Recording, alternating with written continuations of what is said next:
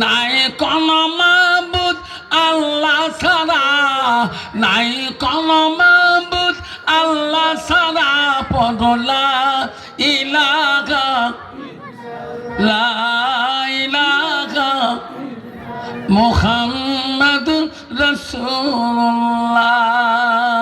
আমার মা বোনেরা, আম্মারা গো, ও মা বোনেরা, আম্মারা শুনে রাখো মা, আম্মারা জান্নাত যদি যেতে চান, মারা গো, ও মা, পৃথিবীতে ও মা হযরতে বাইরে বুস্তামির মা ওলি ছিল মা, মা তুমিও হাফেজের মা হতে পারবা মা। ও মা, সুমাইয়া নামে একজন নারী ছিল পৃথিবীর জমিনে। সুমাইয়া তোমার মতন নারী ছিল, দুনিয়াতে ইসলাম জিন্দা করেছিলেন সুমাইয়া। মা এত কঠিন শাস্তির ভিতরে সুমাইয়া আল্লাহ রসুলকে বলে নাই। আবু জেল কেমন করে খবর পেয়েছিল সুমাইয়া নামের মেয়েটা ইনি বলে মোহাম্মদের কলেমা প্রচার করে, ইসলাম প্রচার করে। আবু জেহেল খবর নিল সেনাবাহিনীর দ্বারায়, সুমাইয়া নামে মেয়েটা বাড়ি কোথায়? ইনি বলে মোহাম্মদের নামে কলেমা প্রচার করে, ইনি বলে ইসলাম প্রচার করে। সুমাইয়ার খবর পাইতে পাইতে আবু জেহেলের কানে পৌঁছে গেলেন। আবু জেহেল বললেন, ওই সুমাইয়াকে আমি নিজ হাতে আক্রমণ করতে হবে, ওই সুমাইয়া যাতে মোহাম্মদের নাম ভুলি যায়, এই কলেমা ইসলাম ভুলিয়া যায়। মা বোনেরা, আম্মারা শুনে রাখেন, কেউ যাবেন না। বাপ আব্বারা 5টা মিনিট বসবেন, বাবারা কেউ যাবেন না, সোনা হাতে পায়ে ধরে বলি যাই, আব্বারে আমার ওই সুমাইয়াকে ধরার জন্য আবু জেহেল সেনাবাহিনী সেনা সমন্ত মোতায়েন করলেন। কিভাবে সুমাইয়াকে পাকড়া যাবে? সুমাইয়ার বাড়ি খুঁজতে খুঁজতে সুমাইয়ার মেন বাড়ির কাছে আসে গেল, সেনাবাহিনী বাইরে রাখে দিল।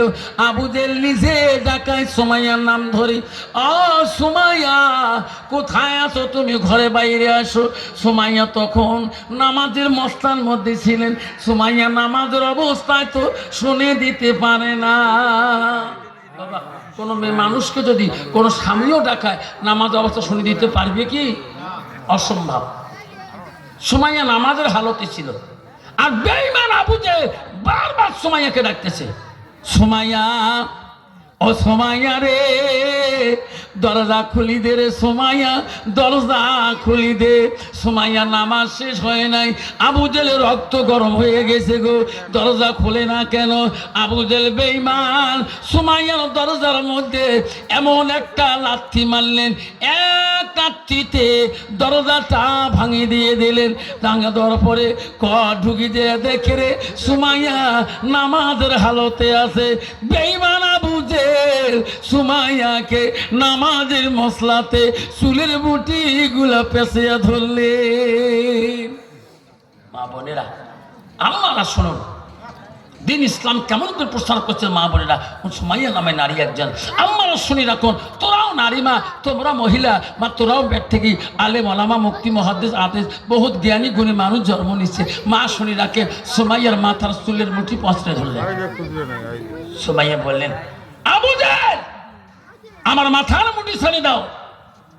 সুমাইয়া, তুমি মোহাম্মদের কথা ভুলে যাবা না, মোহাম্মদের কথা পাশে যাবা না।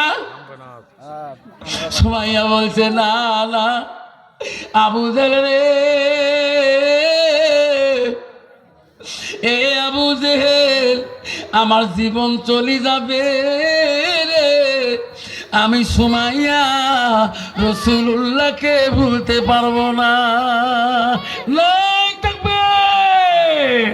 সুমাইয়া, তুমি কেন ভুলবি না? ও সুমাইয়া, আমি আবু জেহেল বলে গেলাম, তোর জন্যে আমি এই মক্কার জমিনে তোর বড় একটা অট্টালিকা বাড়ি বানিয়ে দেব, বিশাল ধনী বানিয়ে দেব, বহু সম্পত্তির মালিক বানিয়ে দেব। সুমাইয়া রে, তুমি মুহাম্মদকে ভুলি যা, মুহাম্মদের কলেমা ভুলিয়া যা। সুমাইয়া বলছে, আবু জেহেল রে, তুমি বাড়ি বানিয়ে দিল, আমি নবীর ভালোবাসা বলতে পারবো না। যে নবীর কাছে আমি একবার কলেমা নিয়েছি, মুসলমান হয়েছি, সেই কলেমা আমি পাশে দিতে পারবো না। সুমাইয়া না সারাহা বলে না, সুমাইয়াকে আবু জেহেল চুলের মুঠি ধরে বাইরে বাইর করে আনলেন এত মানুষের সেনাবাহিনীর কাছে। সুমাইয়া, ও সুমাইয়া, তুমি কি বুঝলি না? এখনো বল, তোকে বিদ্যুতি করি নাই। ও সুমাইয়া জবাব দেয়, না না, আমি বলতে পারবো না। আবার শুনুন, ইসলাম কাকে বলে? আম্মারা শোনার চারেরা, আম্মারা শুনে রাখেন, সুমাইয়াকে আবু জেহেল ওনার শরীরের প্রথম কাপড়টাকে টানি খুলে দিয়েছিলেন। সুমাইয়াকে বলতে, দেখ সুমাইয়া, সুমাইয়া রে, ও সুমাইয়া, এখনো তোর ইজ্জত আছে রে, এখনো মোহাম্মদের কলেমা তুমি ভুলিও না, ভুলিয়া যাও, ভুলিয়া যাও, নালে আমি ছাড়ি দেব না, আবার ডাবল কষ্ট দেব রে সুমাইয়া। সুমাইয়া বলছে, আবু জেহেল রে, আমাকে তুমি যতই কষ্ট দাও না কেন, আমি নবী মোহাম্মদের রসুল্লাহ নাম আমি ভুলবো না। আমার বোনেরা, আম্মারা সুমাইয়াকে আবু জেহেল এত তাড়না দিলেন, এমনকি বল্লম দিয়ে সুমাইয়াকে হারলেন, সুমাইয়াকে এমন জায়গা দিয়ে হারলেন,